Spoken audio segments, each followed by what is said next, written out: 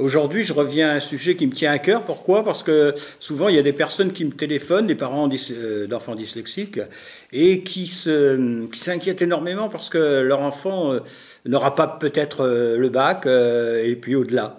C'est-à-dire qu'il ne deviendra pas un bac plus 2, plus 3, comme on trouve beaucoup après à Pôle emploi.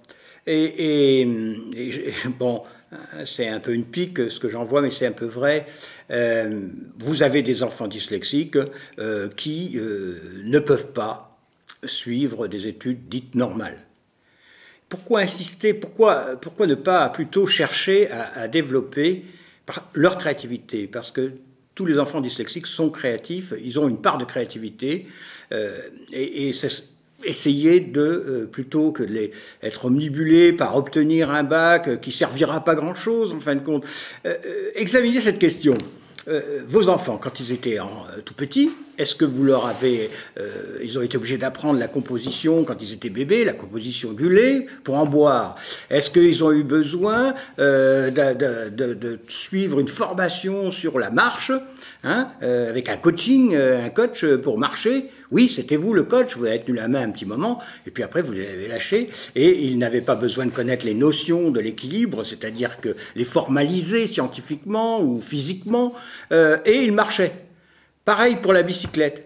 Eh bien, les dyslexiques, je parle de vrais dyslexiques, hein, dans la vie, ils ne pourront pas suivre une scolarité normale, mais ils pourront faire beaucoup de choses sans pour cela avoir suivi des études, connaître... Vous voyez, par exemple, moi j'ai démarré ma vie, hein, vous voyez, comme j'étais vraiment dans les nuls, j'ai démarré ma vie comme pompiste. Alors ça n'existe plus maintenant des pompistes, les clients se servent eux-mêmes.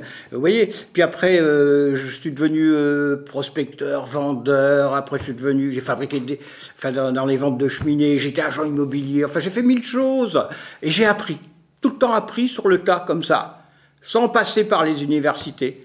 Et en fin de compte, vous voyez, j'ai jamais manqué de travail.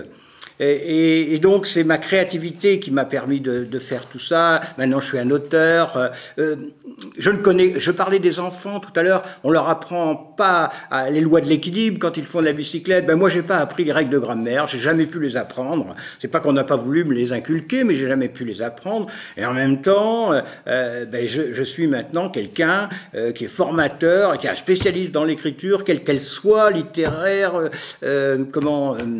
marketing, publicitaire et autres. Vous voyez, je ne veux pas être modèle, mais je veux dire, vos enfants, s'ils ne peuvent pas suivre des études dites normales, eh bien, développez-les, envoyez-les en stage, par exemple, hein, quand ils sont en vacances, mais essayez de trouver des stages chez des créatifs ou au moins des artistes, vous voyez, et peut-être là, d'un seul coup, ils vont découvrir quelque chose pour lequel ils sont doués. Parce qu'ils ont un don, hein. On a tous un don. Vous avez un Américain qui a écrit Le don de la dyslexie, mais c'est vrai.